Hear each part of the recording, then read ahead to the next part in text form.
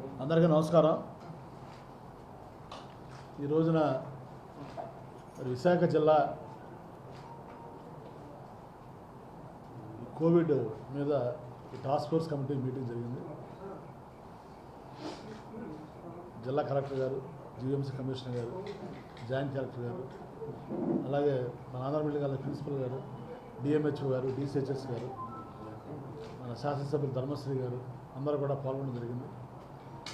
మరి as on today total number of positive cases అయితే జిల్లాలో 2530 కేసులు ఉన్నాయి. 2530 ఉండే. వాటిల్లో డిశ్చార్జ్ అయిపోయిన వాళ్ళు 1521 మంది డిశ్చార్జ్ అయిపోయారు.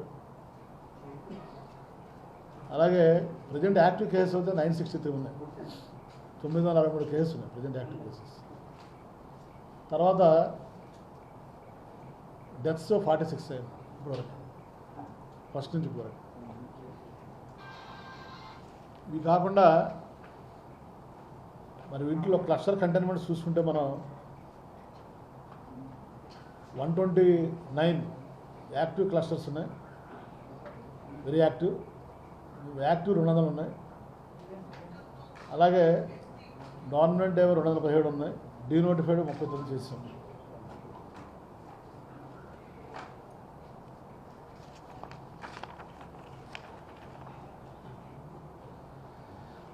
ఈ 963లో యాక్టివ్ కేసెస్లో 163 ఏమో కోవిడ్ సెంటర్స్లో ఉన్నాయి కేసులు, 800 ఏమో ఈ హాస్పిటల్స్లో ఉన్నాయి, వివిధ హాస్పిటల్స్లో. వాటిల్లో గీతం కానీ, విమ్స్, కేరు, గాయత్రి విద్యా పరిషత్తు, పినాకిలు, ఎన్ఆర్ఐ, వివిధ హాస్పిటల్స్ ప్రథమ వీటిలో. మరి డిస్ట్రిక్ట్ కోవిడ్ హాస్పిటల్స్ అయితే 7 ఉన్నాయి వీటిల్లో. మరి బెడ్స్ కూడా 2274 బెడ్స్ ఉన్నాయి, 2274 బెడ్స్. మరి వెంటిలేటర్స్ 54. తర్వాత అన్ని రకాల ఫెసిలిటీస్ కూడా ఇది ఈ టెస్టులు చేసిన తర్వాత పాజిటివ్ వచ్చినటువంటి పేషెంట్స్కి వివిధ రకాల హాస్పిటల్స్లో వాళ్ళకి వెంటిలేటర్స్ కానీ, బెడ్స్ కానీ, మిగిలిన సదుపాయాలు కానీ, డాక్టర్స్ కానీ అన్ని రకాలు కూడా సఫిషియెంట్గా ఉన్నాయి. అలాగే శాంపిల్ కలెక్షన్ సెంటర్స్, ఈ టెస్టింగ్ చేసే పాయింట్లు 3 ఉన్నాయి. ఒకటేమో చెస్ట్ హాస్పిటల్లో, రెండోది ఆంధ్ర మెడికల్ కాలేజీలో 2 ఉన్నాయి. ఎప్పుడు కూడా ఈ టెస్టులు మనం చూసాం. గతంలో అసలు మన దగ్గర ఇక్కడ ఈ కోవిడ్ స్టార్ట్ అయినప్పుడు స్టార్టింగ్లో మన దగ్గర ఇక్కడ లేదు. మనం టెస్టులు చేసి రిపోర్ట్ తెచ్చుకోవాలంటే కాకినాడ మీద డిపెండ్ అయ్యాడు. అలాంటి ఒక ల్యాబ్ పెట్టించాం. అలాంటి ఇక్కడ 3 ఉన్నాయి. ఆ స్థాయి నుంచి ఈరోజు రోజుకి 3000 మందికి పరీక్షలు చేసే స్థాయికి మనం విశాఖ జిల్లా వచ్చాం. సో 300 మంది నుంచి 3000 మందికి 5 నెలల కాలం.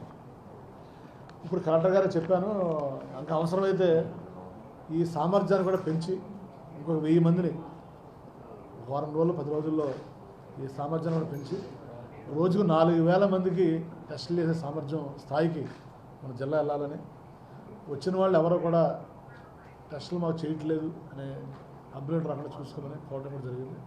దానికి వారు కూడా మరి ఇప్పుడు దాకా చాలా బాగా చేశారు. రాబోయే రోజుల్లో కూడా, ఎందుకంటే రాబోయే రోజుల్లో కూడా మనం చూస్తాం రోజు మీడియాలో కానీ బయట కానీ ఈ ఆగస్టులో వరకే కేసులను పెరిగే ఛాన్స్ ఉందని చెప్తున్నారు కాబట్టి దానికి సమాధానం మనం చెప్పడం కూడా జరుగుతుంది. ఇదే కాకుండా మెటీరియల్స్ వరకు అయితే ఎక్కడ కూడా షార్టేజ్ లేదు. ఈ పీపీ కిట్స్ కానీ, మరి వాళ్ళకి కావాల్సిన మాస్కులు కానీ, మిగిలిన మెడిసిన్స్ కానీ ఎక్కడ కూడా ఎలాంటి ఇబ్బంది లేదు, ఎంతమంది వచ్చినా కూడా. అలాగే సఫిషియెంట్ మ్యాన్ పవర్ కూడా ఉన్నారు. ఈ ఓన్లీ కోవిడ్ మూలానే పనిచేసే వాళ్ళు డాక్టర్స్ కానీ, స్టాఫ్ నర్సెస్ కానీ, ఫార్మసిస్టులు కానీ, వీళ్ళందరూ మరి అదర్ ఎంప్లాయీస్ కానీ 2000 మంది వరకు జిల్లాలో పనిచేస్తారు ఓన్లీ కోవిడ్ గురించి. మరి ఇది కాకుండా ఈ క్వారంటైన్ సెంటర్స్ కూడా ఉన్నాయి. టెస్టుల వరకు నాకు చెప్పాను 3000 అని. ఇప్పుడు వరకు జిల్లాలో 1,00,000 మంది టెస్టులు చేశారు. 1,00,000 మంది పైసలు, అదో రికార్డు. అది మామూలు విషయం కాదు. మీ అందరూ తెలుసు, ఒక టెస్ట్కి ఎంతసారి 4,500 అవుతుంది గవర్నమెంట్ స్పెండ్ చేస్తుంది వైరల్ ట్రాన్స్ఫర్ మీడియా ఒక టెస్ట్కి. అలాంటి 1,00,000 పైచులు మందికి టెస్టులు మనం ఉచితంగా చేయడం అంటే మామూలు విషయం. అంటే బయట నుంచి మాటలు చెప్పడం చాలా ఈజీ, చెప్పచ్చు. ఆ లోపల పనిచేసేది తెలుస్తుంది, ఆ బాధ్యత ఏంటో బరువు ఏంటో. అదే కాకుండా మరి ఎక్కడా కూడా ఎవరికి ఇబ్బంది రాకుండా, ఎవరికి ఎలాంటి ఇబ్బంది రాకుండా ఈ కోవిడ్ సెంటర్స్లో కానీ, క్వారంటైన్ సెంటర్స్లో కానీ, మరి హాస్పిటల్స్లో కానీ నిరంతరం పర్యవేక్షణ చేస్తూ దానికి ఎక్స్క్లూజివ్గా ఒక జాయింట్ కలెక్టర్ గారిని పెట్టింది అరుణ్ బాబు గారు. ఆయన పని ఈ హాస్పిటల్స్ నిరంతరం పర్యవేక్షణ చేయడం, ఎక్కడెక్కడ ఏ ఇబ్బంది ఉంటే చూడటం. అలాగే టెస్టులు ఇవన్నీ కూడా మన ఆంధ్ర మెడికల్ కాలేజ్ ప్రిన్సిపల్ గారు, డిఎంహెచ్ఓ గారు వారు కూడా నిరంతరం పర్యవేక్షిస్తున్నారు. కలెక్టర్ గారు అయితే మీరు రోజు టీవీ పేపర్లో చూస్తున్నారు, రోజు ఆయన మొన్న సార్ ఆఫీస్ కూడా కొన్ని కేసులు వచ్చే ఇబ్బంది అయితే ఆంధ్ర మెడికల్ కాలేజీకి వెళ్ళి వాళ్ళ ఆఫీస్లో కూర్చొని కూడా మరి రివ్యూ చేయడం మనం చూసాం. అలాగే క్వారంటైన్ సెంటర్స్కి చూడటానికి ఎక్స్క్లూజివ్గా ఇంకో జేసీ గారు ఉన్నారు, వేణుగోపాల్ రెడ్డి గారు. ఆయన కూడా ఇబ్బంది అయితే రాలేదు ఇవాళ. అంటే ఇవాళ ఒక పక్కన మనం అభినందించాల్సింది ఏంటంటే, అది చెప్తూ వస్తారు మరి ఇద్దరు జాయింట్ కలెక్టర్లు కానీ, కలెక్టర్ గారు కానీ, రెవెన్యూ సిబ్బంది, వైద్య సిబ్బంది, వీళ్ళు ఈ పక్కనేమో వీళ్ళ ఏర్పాట్లు వీళ్ళు చేస్తున్నారు. ఈ పర్యవేక్షణ చేయడం, కావాల్సిన ప్రొవైడ్ చేయడం, మానిటర్ చేయడం. ఇంకో పక్కన మనకి మెయిన్గా కావాల్సింది మీకు తెలుసు, జీవీఎంసీలో 8 నియోజకవర్గాలు ఉన్నాయి మనకు, మరి 9 డివిజన్స్ ఉన్నాయి. ఎక్కువ ఈ కంటైన్మెంట్ జోన్స్ అన్నీ కూడా జీవీఎంసీలో ఉంటాయి. అది ఒక పెద్ద ఛాలెంజ్. ఒక పక్కనేమో కోవిడ్ కట్టడి చేయడం, రెండోదేమో ఈ రెగ్యులర్ వాళ్ళ శానిటేషన్ వర్క్ కానీ, రెగ్యులర్ మెయింటెనెన్స్ వర్క్స్ కానీ. మరి జీవీఎంసీ కమిషనర్ గారు కూడా, ఎందుకంటే ఆవిడే మొత్తం ఈ కంటైన్మెంట్స్ ఇన్ఛార్జ్, రూరల్ కానీ అర్బన్ కానీ. ఒక పక్కన వారి వర్క్ వారు చూసుకుంటాం జీవీఎంసీలో, రెండోది కంటైన్మెంట్ వర్క్ కూడా చూస్తున్నారు. కంటైన్మెంట్ ప్రదేశాల్లో మన ఇద్దరికి అంతా కట్టడి చేయకపోయినా ఎక్కడైతే కంటైన్మెంట్ ప్రదేశాలు ఉన్నాయో ఆ కంటైన్మెంట్ ప్రదేశాలన్నీ కూడా ఈ బ్లీచింగ్ కానీ, శానిటేషన్ కానీ ఇవన్నీ చేసి ఎవరికి ఎలాంటి ఇబ్బంది లేకుండా ప్రజలకి జీవీఎంసీ కూడా వారి వద్ద సహకారం వారు అందజేస్తున్నారు. ఈరోజు కొంతమంది వ్యాపారస్తుల దగ్గరికి వచ్చారు, స్వచ్ఛందంగా వాళ్ళే వచ్చి ఏమన్నారంటే వాళ్ళ సజెషన్, సార్ మీరు ఫుల్ టైం ఇచ్చారు, మీరు హాఫ్ డే మేమే కంప్లీట్గా లాక్డౌన్ పాటిస్తాం, దానికి సహకరించమని చెప్పారు. లాక్డౌన్ చేసుకున్నా చేసుకోకపోయినా అధికారులు రేయింబగళ్ళు మన కోసం, మన ఆరోగ్యం కోసం కష్టపడతారు కాబట్టి అధికారులు సహకరించాల్సిన బాధ్యత నమ్మకం కూడా.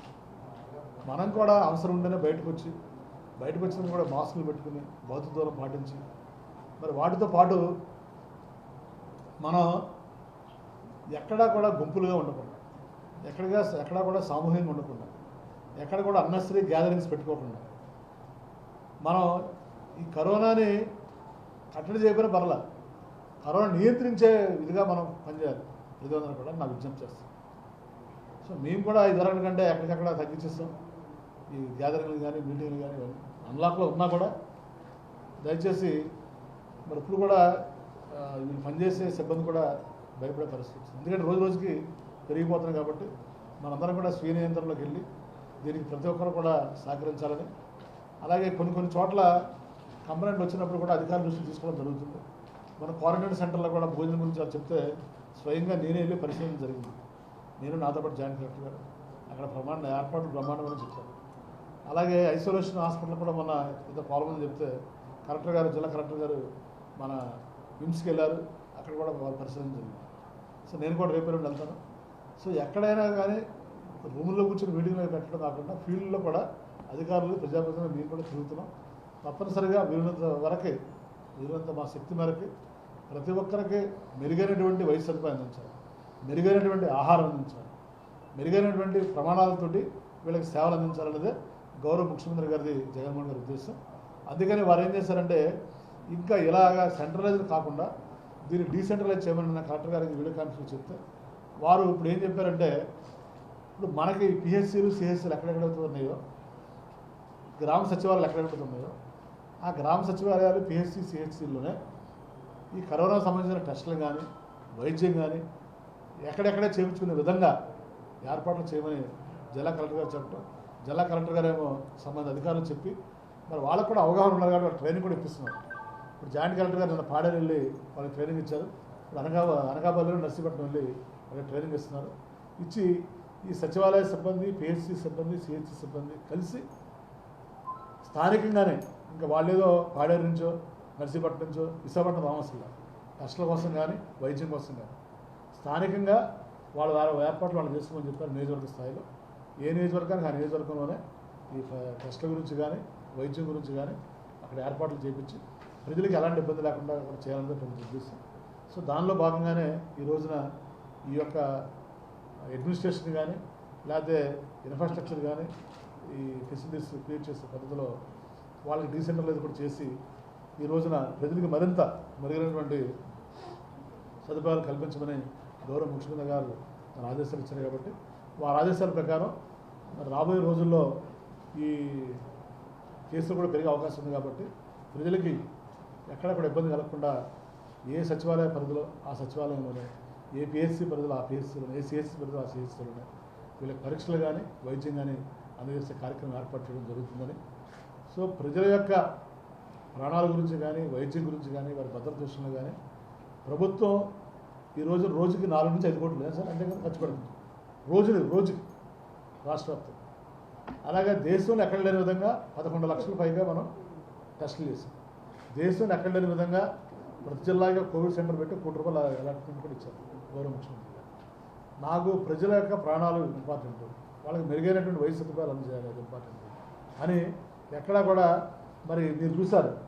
ఈ నర్సులు రిక్రూట్మెంట్ కానీ డాక్టర్స్ రిక్రూట్మెంట్ కూడా కొన్ని ఎక్కడైతే ఖాళీలు ఉన్నాయో అన్ని చోట్ల కూడా పిహెచ్సీలు కానీ సిహెచ్సీలు కానీ ఏ ఒక్క హాస్పిటల్లో కూడా నాకు డాక్టర్ లేరు, నర్సు లేరు, ఏఎన్ఎం లేరు అనే నాకు ఇబ్బంది రాకూడదని మొట్టమొదటిసారిగా గత 10 సంవత్సరాలు ఇప్పుడు జరగలేదు. మరి ఒక నోటిఫికేషన్ ఇచ్చి ఆ నోటిఫికేషన్ ప్రకారం వీళ్ళందరినీ కూడా మరి రిక్రూట్ చేయడం జరుగుతుంది. మరి మొన్నే మనం చూసాం 108, 104 కూడా 1000 పైగా ఈ కరోనా సమయంలో ప్రజలకు అందుబాటులో తీసుకోవడం జరిగింది. అంటే ప్రభుత్వ పరంగా ఏమి చేయాలో అవన్నీ కూడా ఆర్థిక వనరులు కొంత ఇబ్బంది ఉన్నా కూడా వైద్యం విషయంలో ఎక్కడ కూడా మనం రాజీ పడకూడదు అని గౌరవ ముఖ్యమంత్రి గారి ఉద్దేశం. అదేవిధంగా దేశంలో అన్ని రాష్ట్రాల కంటే ఆంధ్రప్రదేశ్ రాష్ట్రం బాగుంది. ఆంధ్రప్రదేశ్ రాష్ట్రంలో అన్ని జిల్లాల కంటే విశాఖపట్నం జిల్లాలో మెరుగైనటువంటి వైద్య సదుపాయాలు అందించాలి, మెరుగైనటువంటి ప్రమాణాలతో కూడినటువంటి సేవలు ప్రజలకు అందించాలని అవేర్నెస్లో కష్టపడుతున్నటువంటి రెవెన్యూ సిబ్బందికి, జీవీఎంసీ సిబ్బందికి, అలాగే వైద్య సిబ్బందికి, పోలీస్ సిబ్బందికి అందరూ కూడా ధన్యవాదాలు తెలియజేసుకుంటూ మరి సలహా తీసుకుంటున్నాను. కంటైన్మెంట్ జోన్స్ అన్నిట్లోనూ లాక్డౌనే ఉంటుందండి. కంటైన్మెంట్ జోన్స్ అన్నీ కూడా మనకి ఏదైతే ఇప్పుడు గౌరవ మంత్రి గారు మీకు ఇచ్చిన డేటా ప్రకారం అర్బన్ ఏరియాస్లో ఉండే కంటైన్మెంట్ జోన్స్ కానీ రూరల్ ఏరియాస్లో ఉండే కంటైన్మెంట్ జోన్స్లో there will be complete lockdown. Only essential services తప్ప ఇప్పుడు మనకి అబౌట్ 10 కేసెస్ ఉంటే 500 మీటర్స్ పెడతాం లాక్డౌన్, అంటే in the sense containment zone. అదేవిధంగా బిలో 10 ఉంటే 200 మీటర్స్ మెయింటైన్ చేస్తాం. సో ఈ 200 మీటర్స్ కానీ 500 మీటర్స్ కానీ this is a complete lockdown phenomenon. దీనికి బయట లాక్డౌన్ అనేది unlock 2 guidelines government of India ఇచ్చినవే మీరు చూశారు కదా, మినిస్ట్రీ ఆఫ్ హోమ్ అఫైర్స్ నుంచే. So wherever there is a containment zone there is a complete lockdown. అంతేగాని దాని బయట గైడ్లైన్స్ కూడా లేవు, అలాంటిది ఇమీడియట్గా చేసే ఆలోచన లేదు. సార్ అట్లనే ఏజెన్సీలో కూడా చాలా కేసులు వస్తున్నాయి. పొయ్యూరు లాంటి కేసులో కూడా నేను వాళ్ళకి అవగాహన కాస్త తక్కువగా ఉంటుంది మైదాన ప్రాంతంలో. మీరు అవగాహన కార్యక్రమాలు చేయడంతో పాటుగా ఇంకా ఫర్దర్గా రాకుండా ఎటువంటి అందుకనే ఇప్పుడు మీకు చెప్పిన విధంగా అండి, నౌ సోఫార్ వైజాగ్ కేంద్ర బిందువుగా మనం ఆపరేట్ చేస్తూ వచ్చాం. ఎందుకంటే లార్జ్లీ మన పాజిటివ్ కేసెస్ కూడా జీవీఎంసీ ఏరియాలో మీరు ఇప్పుడు వెరీ యాక్టివ్ క్లస్టర్స్ చూసినా కూడా అరౌండ్ 150 వెరీ యాక్టివ్ క్లస్టర్స్లో 133, 134 వరకు జీవీఎంసీలో ఉన్నాయి. Very few very active clusters are in rural areas. So but డెఫినెట్గా ఇది స్ప్రెడ్ అవుతూ ఉంటుంది, ఎందుకంటే ఇది ఇక్కడ నుంచి మనుషులు ప్రయాణించినప్పుడు కానీ ఇప్పుడు అన్లాక్ ఉంది కాబట్టి. సో అందుకనే ఇప్పుడు డీసెంట్రలైజ్డ్ సెటప్కి షిఫ్ట్ చేస్తున్నాం. దాని మీదే ఇవాళ ట్రైనింగ్స్ నిన్న ఏజెన్సీలో జరిగినాయి, ఇవాళ అనకాపల్లి నర్సీపట్నంలో కూడా. నవ్వు సచివాలయాన్ని ఒక కేంద్ర బిందువుగా గ్రామ సచివాలయాలు కానీ వార్డు సచివాలయాల్ని they will be the centres for covid prevention. So దానికి వాళ్ళందరికీ కూడా ట్రైనింగ్స్ ఇచ్చి ఏదైతే అవగాహన అని మీరు అంటున్నారో ఐఈసీ అనేది one of the part of Covid. ఒక పాజిటివ్ వచ్చిన తర్వాత అతన్ని మనం హాస్పిటల్ షిఫ్ట్ చేయటం కానీ, కంటైన్మెంట్ జోన్స్ ఏర్పాటు చేయటం కానీ, అక్కడ విస్తృతంగా ప్రచారం చేయటం కానీ, వాళ్ళకి అవగాహన కల్పించడం కానీ, ఇవన్నీ కూడా కోవిడ్ మేనేజ్మెంట్లో భాగమే. సో అందుకనే ఇది సెంట్రలైజ్డ్గా చేయటం కన్నా ఇప్పుడు జిల్లా వ్యాప్తంగా స్ప్రెడ్ అవుతోంది కాబట్టి సచివాలయాలకి డిస్ట్రిబ్యూట్ చేస్తున్నాం. 739 సచివాలయాలు ఏవైతే రూరల్ ఉన్నాయో, 601 అర్బన్ ఉన్నాయో, సో వీటి లెవెల్కి డీసెంట్రలైజ్ చేస్తున్నాం. దానిపైన supervisory levels, third levels create చేస్తున్నాం. So this is the answer to that problem. Government కార్యాలయాలతో చాలా కలెక్టర్ కానీ జిఎంస్ కానీ చాలా మోపడండి. అంటే అవి వెంటనే పాజిటివ్స్ వచ్చినాక రెగ్యులర్ ప్రాసెస్ ఉంటుందండి. వర్క్ ప్లేస్ సెట్టింగ్స్లో ఏ ప్రోటోకాల్ ఫాలో అవ్వాలో గవర్నమెంట్ ఆఫ్ ఇండియా ఇచ్చారు క్లియర్గా. సో పాజిటివ్ వచ్చినప్పుడు ఇమీడియట్గా అతను ఐసోలేట్ చేయడంతో పాటు ఆ ప్రెమిసెస్ని కూడా మనం ఫ్యూమిగేట్ చేయాలి. అది ఇప్పుడు మేము 2 days పట్టింది మాకు మొత్తం కలెక్టరేట్ సిబ్బందిని టెస్ట్ చేయడానికి. దాదాపు 320 మంది దాకా టెస్ట్ చేశాం. దాంట్లో మాకు వచ్చిన డేటా ప్రకారం అరౌండ్ 22 పాజిటివ్స్ వచ్చినారు. సో వాళ్ళు ఉన్న ఏరియాస్ కానీ మొత్తం కలెక్టరేట్ని ఫ్యూమిగేట్ చేసినాక వన్స్ వాళ్ళు ఐసోలేట్ అయిపోతే దాన్ని మళ్ళీ రీఆపరేట్ చేయొచ్చు. సో వర్క్ ప్లేస్ సెట్టింగ్స్లో ఏం ప్రోటోకాల్ ఫాలో అవ్వాలో పాజిటివ్ వస్తే దాన్ని వెంటనే ఫ్యూమిగేట్ చేసుకుని హైపోక్లోరైడ్ తోటి మళ్ళీ పునఃప్రారంభించడం జరుగుతుంది. స్కెలిటల్ స్టాఫ్ పనిచేస్తున్నారు. మెయిన్గా మనం ఏంటంటే హాఫ్ చేయమని చెప్పాము. హాఫ్ చేసి స్టాఫ్ ఈ కంప్లీట్ ప్రాసెస్ అయ్యే వరకు కూడా పూర్తిగా స్తంభించకుండా రెగ్యులర్ కోర్ట్ వర్క్స్ కానీ ఇటువంటివన్నీ ఉంటాయి కాబట్టి, కంటెంప్ట్స్, కోర్ట్ కౌంటర్స్ వేసుకునేవి ఇటువంటివన్నీ ఉంటాయి కాబట్టి స్టాట్యుటరీ డ్యూటీస్ ఎఫెక్ట్ అవ్వకుండా స్కెలిటల్ స్టాఫ్తో రన్ చేయమన్నాం. బ్యాంకులు మధ్య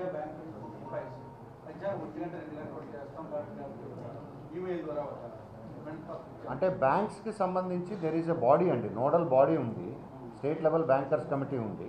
వాళ్ళు తీసుకోవాల్సిన నిర్ణయం తప్ప ఒక జిల్లాలో ఒక కలెక్టర్ బ్యాంకులకు ఒక పాలసీ ఫాలో అవడానికి ఉండదు. వారు పంపించిన రిప్రజెంటేషన్ కూడా నేను కన్వీనర్కి పంపించాను, ఎస్ఎల్బీసీకి. యూనిఫామ్గా వాళ్ళు ఒక డెసిషన్ తీసుకుంటే అది అమలు చేయడం జరుగుతుంది.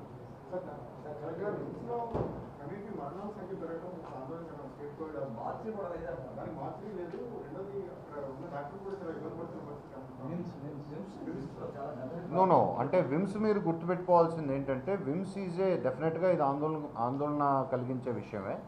దీంట్లో మనం కొన్ని ఫ్యాక్టర్స్ని మనం గమనించాల్సి ఉంటుంది. విమ్స్ అనేది అది అవతరించినప్పుడే కోవిడ్ మొదలైనప్పుడు ఒక స్టేట్ కోవిడ్ హాస్పిటల్గా దాన్ని డిక్లేర్ చేశాం. అంటే 4 జిల్లాలు శ్రీకాకుళం, విజయనగరం, విశాఖపట్నం అండ్ ఈస్ట్ గోదావరిలో ఉండే హై రిస్క్ కేసెస్ని మాత్రమే విమ్స్లో పెట్టాలి. మిగతావి మోడరేట్ కేసెస్ అన్నీ కూడా ఆయా జిల్లాల్లో ఉన్న వేరే హాస్పిటల్స్లో ట్రీట్ చేయాలని చెప్పాం. సో ఈ క్రమంలో మనకి ఏమైందంటే హై రిస్క్ కేసెస్ అంటే 60 సంవత్సరాలు పైబడ్డ వాళ్ళు కానీ, 40 సంవత్సరాలు పైబడి దీర్ఘకాలిక సమస్యలు ఉన్నవాళ్ళు, అంటే డయాబెటీస్ కావచ్చు, హైపర్ టెన్షన్ కావచ్చు, చాలామందికి క్రానిక్ కిడ్నీ డిజార్డర్స్ ఉన్నాయి, చాలామందికి ఇంటర్స్టీషియల్ లంగ్ డిజార్డర్స్ ఉన్నాయి. సో ఇటువంటి వాళ్ళందరూ కూడా when they are highly critical in nature అక్కడ ప్రాథమిక వైద్యం ఇచ్చి బాగా పరిస్థితి ఇంకా మనకి దిగజారిపోయిన తర్వాత అక్కడి నుంచి ట్రాన్స్పోర్ట్ చేసి పంపిస్తున్నారు. సో ఇక్కడికి వచ్చేటప్పటికే పేషెంట్ ఆల్మోస్ట్ అంటే మాకు వచ్చిన మన విమ్స్లో మేము రివ్యూ చేసినప్పుడు కూడా కేసు బై కేసు అండర్స్టాండ్ చేసుకున్నప్పుడు ఆల్మోస్ట్ లాస్ట్ స్టేజ్ వచ్చేటప్పటికి మనకి ఇక్కడికి చేరుకోవటం జరుగుతుంది. So to be able to resuscitate already క్రిటికల్గా ఉన్న పేషెంట్ మళ్ళీ ట్రావెల్ అయ్యి ఇక్కడికి వచ్చే టైం చాలా తక్కువ దొరుకుతుంది డాక్టర్స్కి. సో అందుకనే ఇప్పుడు ఈస్ట్ గోదావరి వరకు మొన్న గవర్నమెంట్లో కూడా ఆర్డర్ ఇచ్చారు. ఈస్ట్ గోదావరి కూడా కట్ చేసేసి అక్కడికక్కడే ట్రీట్మెంట్ ఇమ్మన్నారు. శ్రీకాకుళం, విజయనగరం నుంచి కూడా బాగా తగ్గించేశారు పేషెంట్స్, మెయిన్గా అక్కడే మనం ట్రీట్ చేసుకోవాలని. సో విమ్స్లో మనం పంపించే టైం అనేది ఇంపార్టెంట్ అండి. పేషెంట్ దీర్ఘకాలిక రోగాలు ఉన్న పేషెంట్ ఎంత త్వరగా వస్తే అంత మంచిది. అందుకనే మనం ఇప్పుడు టెస్టింగ్ కూడా ఫోకస్డ్గా ఉంటుంది. ఫోకస్డ్గా 60+ వాళ్ళు కానీ 40+ ఉండి 40 సంవత్సరాలు పైబడి హార్ట్ పేషెంట్స్ ఇటువంటి వాళ్ళు, స్టెంట్లు పడ్డ వాళ్ళు, కొరోనరీ ప్రాబ్లమ్స్ ఉన్నవాళ్ళు, వీళ్ళకి మాత్రం మనం చాలా ఫోకస్డ్గా ఉండాలి. సో ఆ టైం తగ్గించే ఏర్పాట్లే చేస్తున్నాం ఇప్పుడు యాజ్ క్విక్లీ యాజ్ పాసిబుల్ తీసుకురావాలని. కొన్ని హాస్పిటల్స్లో కూడా కొన్ని చేంజెస్ సజెస్ట్ చేసాం విమ్స్లో. So we will try to improve that and but అది అల్టిమేట్ డెస్టినేషన్ హాస్పిటల్ కాబట్టి డెఫినెట్గా మీకు డెత్ రేట్స్ ఉంటాయి. బికాజ్ అన్ని ప్రాంతాల నుంచి హైలీ క్రిటికల్ పేషెంట్స్ వస్తున్నారు. ఎక్కడా కూడా జస్టిఫై చేయట్లేదు కానీ but we will try to reduce the mortality rates. Okay, thank you. Chest hospital ఉంది. చెస్ట్ హాస్పిటల్లో లాస్ట్ 2 days గేట్లు క్లోజ్ చేసి సెక్యూరిటీస్ ఎవరిని కూడా లోపలికి అలౌ చేయలేదు. నెక్స్ట్ వ్యవస్థలో ఏంటంటే అవేర్నెస్ అన్నది బాగా క్రియేట్ అయింది. నాకు కరోనా ఉందేమో అన్న భయంతో వాళ్ళు టెస్టింగ్కి వెళ్తే they are simply reject the candidate. అంటే ఇప్పుడు కరెక్ట్, అంటే ఇప్పుడు ఐసీఎంఆర్ నామ్స్ ప్రకారము మీరు అన్నది కరెక్టే. ఐసీఎంఆర్ నామ్స్ ప్రకారం ఎవరికి టెస్టింగ్ చేయాలన్నది ఒక ప్రోటోకాల్ ఇచ్చారు. టెస్ట్ ఎవరికి కండక్ట్ చేయాలన్నది సిమ్టమాటిక్స్ ఉండాలి. అంటే కనీసం ఫీవర్ సస్పెక్ట్స్ అంటాం, వాళ్ళు టెక్నికల్ భాషలో సస్పెక్ట్స్ అంటాం. Fever plus one more symptom ఉండాలి. ఆ one more symptom respiratory related, అంటే దగ్గు ఉండాలి లేదా బ్రెత్లెస్నెస్. సో పూర్తిగా సిమ్టమ్స్ ఏమీ లేనటువంటి ఆరోగ్యకరమైనటువంటి వ్యక్తి వెళ్ళినప్పుడు జనరల్గా వాట్ దే సజెస్ట్ ఈస్ అవసరం లేదండి, టెస్టింగ్ అవసరం లేదు, మీరు హోమ్ ఐసోలేషన్లో ఉండండి, సిమ్టమ్స్ ఏమైనా వస్తే మా దగ్గరికి రండి అని చెప్తారు. సో యూనివర్సల్గా మనం టెస్టింగ్ చేయలేము. యూనివర్సల్గా మనం ఏం చేయగలమంటే డెఫినెట్గా పేషెంట్ వచ్చినప్పుడు అతను ఎగ్జామినేషన్ చేస్తాం. అందుకే దాన్ని ట్రయాజ్ అంటారు. ఇప్పుడు చెస్ట్ హాస్పిటల్లో నిన్న ఈవినింగ్ దాదాపు 2 hours మంత్రి గారు బస్సు ప్రారంభించిన తర్వాత మళ్ళీ రివ్యూ చేసాం చెస్ట్ హాస్పిటల్లోనే. So what we suggested is ఒక ట్రయాజ్ ఫెసిలిటీ పెట్టమన్నాం. సో ఏ పేషెంట్ వెళ్ళినా కాదనకుండా అతన్ని లోపలికి రమ్మని చెప్పి పల్స్ ఆక్సీ చెక్ చేస్తాం, oxygen levels, chest X-ray, digital X-ray ఉంది మా దగ్గర, విదిన్ ఫ్యూ సెకండ్స్ వచ్చేస్తుంది, ప్లస్ టెంపరేచర్ చెక్ చేస్తాం. ఈ మూడిట్లో కనుక అతనికి ఇమీడియట్గా ఏదైనా అబ్నార్మాలిటీ ఉంటే ఇమీడియట్గా అడ్మిషన్ చేసి టెస్ట్ చేస్తాం. Otherwise we advise him home isolation. ఇది కాక కొన్ని ప్రైవేట్ ల్యాబొరేటరీస్కి కూడా ఇప్పుడు మనం పర్మిషన్స్ ఇస్తున్నాం. ఈ ప్రైవేట్ ల్యాబొరేటరీస్కి ఎవరైనా వెళ్ళి టెస్ట్ చేసుకోవచ్చు. గవర్నమెంట్ టెస్టింగే కాకుండా ప్రైవేట్ ల్యాబొరేటరీ ఎవరైనా మాకు ఏదో అనుమానంగా ఉంది ఏమీ లేకపోయినా కూడా వాళ్ళకి ఆ వెసులుబాటు కల్పిస్తున్నాం. అది కూడా మీకు త్వరలో నేను డీటెయిల్గా మీకు ప్రెస్ నోట్ ఇచ్చేస్తాను. ఒక నిమిషం దానికి క్లారిఫికేషన్ కలెక్టర్ గారు. ఇప్పుడు మీ మీడియా కూడా మీకు ఐడియా ఉన్నది. ఇప్పుడు జనరల్గా ఈ కోవిడ్ అనేది చాలా ఒక క్రిటికల్ డిసీజ్ ఉన్నప్పుడు ఎవరికైతే అవసరం ఉందో వాళ్ళకి టెస్టులు చేసి, ఎవరైతే అవసరం ఉందో వాళ్ళకి వైద్యం చేసి వాళ్ళ ప్రాణాలు కాపాడాల్సిన బాధ్యత మీ మీద, మా మీద, మన అందరి మీద ఉంది. కానీ మన వాళ్ళు ఏంటంటే కొద్దిమంది అతి భయంతోనో లేకపోతే క్యాజువల్గానో జనరల్ చెకప్లాగా వెళ్ళి చేసుకుందాం అనేది కరెక్ట్ కాదు. అది ఎవరు కూడా భయపడాల్సిన అవసరం లేదు. మీకు ఏదైనా సిమ్టమ్స్ వస్తే మీరు హాస్పిటల్కి వెళ్ళండి, చెక్ చేస్తారు. అంతేగాని ఏదో మన సరదాగా బీచ్కి వెళ్ళినట్టు హాస్పిటల్కి వెళ్ళి టెస్ట్ చేయించుకొద్దాం ఏనండి. ఒక నిమిషం, చాలా అది కూడా చూస్తారు చాలామంది. ఒక నిమిషం, చాలామంది ఏంటంటే జనరల్గా చెకప్ చేయించుకో, ఇది జనరల్గా చెకప్ చేయించుకోవాల్సిన డిసీజ్ కాదండి. మీకు ఏదైనా సిమ్టమ్స్ వస్తే హాస్పిటల్కి వెళ్ళండి. హాస్పిటల్లో కంపల్సరీగా మీకు చెక్ చేస్తారు. చేయకపోతే డిఎంహెచ్ఓ గారి నెంబర్ కానీ ప్రిన్సిపల్ గారి నెంబర్ కానీ నా నెంబర్ కలెక్టర్ గారి నెంబర్ చేయండి. సిమ్టమ్స్ వచ్చిన వాళ్ళకి తప్పనిసరిగా ప్రభుత్వం 3 సెంటర్లు ఉన్నాయి, ఇంకా మిగిలిన కూడా పెంచమని చెప్తున్నాం, చేపిస్తాం. అదవుతుందా? అట్ ద సేమ్ టైం ఇంకా ఎవరన్నా వాళ్ళకి మామూలుగా జనరల్ చెకప్ చేయించుకోవాలంటే కూడా చెప్పాం కలెక్టర్ గారికి. ప్రైవేట్ హాస్పిటల్స్లో పర్మిషన్ ఇవ్వమని, ప్రైవేట్ డయాగ్నోస్టిక్ సెంటర్స్కి పర్మిషన్ ఇస్తారు. అక్కడ 4,500 5,000 రూపీస్ ఛార్జ్ చేస్తారు, అక్కడ చేయించుకోండి. అంతేగాని మీరు అర్థం చేసుకోండి దయచేసి. ఎవరికైతే నెసిటీ ఉందో వాళ్ళకి కంపల్సరీ ఫస్ట్ ప్రయారిటీలో మనం చేయాలి. నెసిటీ ఉన్న వాళ్ళకి ఉన్నారు, ఎవ్రీడే 3,000 మంది చేస్తున్నాం. ఆ నెసిటీ లేకపోయినా కూడా మేము వెళ్తాం, చెక్ చేయండి, మమ్మల్ని చెక్ చేయండి లేదంటే దుష్ప్రచారం కంటే కరెక్ట్ కాదని నా విజ్ఞప్తి. ఇది భయంకరమైన ఇబ్బంది సార్. ఒక విధంగా సోషల్ వైద్యం నాకు వచ్చింది అనుకోండి సార్, నా భార్య పిల్లల్ని చూసే పరిస్థితి కూడా ఎవరికి లేదు, ఎవరు రావట్లేదు. నాకు వచ్చిన సిమ్టమ్ నేను ఎక్కడ చూపించుకోవాలి? అదే అంటున్నాను, మీరు మీ సిమ్టమ్ అన్నారు కాబట్టి నౌ యు ఆర్ సిమ్టమ్ ఉంటే చేస్తారు. యా, ఇప్పుడు correct, I will answer that question. So ఇప్పుడు వారు అడిగిన దాంట్లో, మీరు అడిగిన దాంట్లో, మంత్రి గారు చెప్పిన దాంట్లో వాట్ ఐఎమ్ సమ్మరైజింగ్ ఈస్, ఎవరికి సిమ్టమ్స్ ఉన్నా కూడా, ఎవరికి సిమ్టమ్స్ అంటే 4 symptoms: fever, sore throat, dry cough, breathlessness. ఈ 4గిట్లో అన్నీ ఉండొచ్చు, కొన్ని ఉండొచ్చు. ఏది ఉన్నా సరే సిమ్టమ్ ఉండాలి. ఏమి లేకుండా నార్మల్గా ఉన్నవాళ్ళు అసలు వరీ అవ్వక్కర్లేదు. మీరు కావచ్చు, నేను కావచ్చు. ఇప్పుడు ఏం లేవు కాబట్టి మనకి వైరస్ ఉన్నా కూడా మనకి తెలియదు. సో సిమ్టమ్స్ మేనిఫెస్ట్ అయితే మాత్రం డెఫినెట్గా you can approach the nearest primary health centre. గ్రామీణ ప్రాంతాల్లో అంటే జీవీఎంసీ బయట చెప్తున్నాను. ఫస్ట్ థింగ్, జీవీఎంసీ బయట మనకి 89 ప్రాథమిక ఆరోగ్య కేంద్రాలు ఉన్నాయి. వీటన్నిటినీ గడిచిన వారం రోజులుగా బలోపేతం చేస్తున్నాం. సో ఇప్పుడు ఏ సిమ్టమ్స్ ఉన్నా కూడా కోవిడ్ రిలేటెడ్ మీరు ఈ ప్రాథమిక ఆరోగ్య కేంద్రాలకి వెళ్ళండి. అక్కడికి వెళ్ళంగానే మీ సిమ్టమ్స్ ఉంటే కనుక ఇమీడియట్గా మీ శాంపుల్ తీయటం జరుగుతుంది. నెంబర్ 1. నెంబర్ 2, గ్రామీణ ప్రాంతాల్లో వైద్య విధాన పరిషత్ హాస్పిటల్స్ ఉన్నాయి. మన జిల్లాలో 15 ఉన్నాయి. కమ్యూనిటీ హెల్త్ సెంటర్స్ కావచ్చు, వైద్య విధాన పరిషత్ చెందిన ఏరియా హాస్పిటల్స్ కావచ్చు, లేదా పాడేరు, అనకాపల్లి లాంటి డిస్ట్రిక్ట్ హాస్పిటల్స్. వీటిల్లో ఎక్కడికి వెళ్ళినా కూడా సిమ్టమాటిక్గా ఉన్న మీకు వెంటనే శాంపుల్ తీసి టెస్ట్ చేయడం జరుగుతుంది. అది ర్యాపిడ్ అవ్వచ్చు లేదా పీసీఆర్ అవ్వచ్చు.